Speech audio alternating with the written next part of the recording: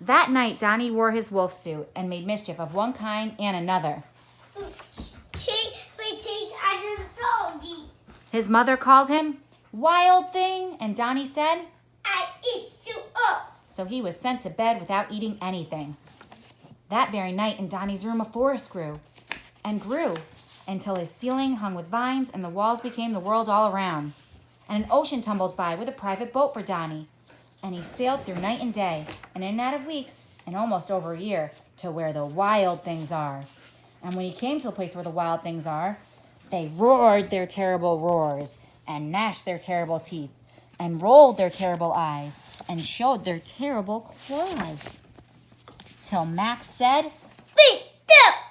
And tamed them with the trick of staring into their yellow eyes without blinking once. And they were all frightened and called him the most wild thing of all and made him king of the wild things. And now, cried Donny, Let the wild lovers start. Rumpus. Now stop, Donny said, Now stop! and sent the wild things off to bed without their supper. And Donny, the king of the wild things, was lonely. And he wanted to be somewhere where he was loved best of all. Then all around him from far away across the world he smelled good things to eat. So he gave up being the king of where the wild things are.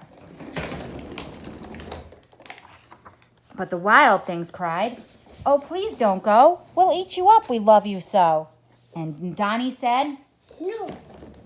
The wild things roared their terrible roars and gnashed their terrible teeth and rolled their terrible eyes and showed their terrible claws. But Max stepped into his private boat and waved goodbye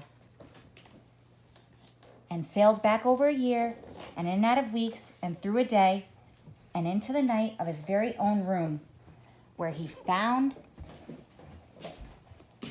his supper. And it was still hot.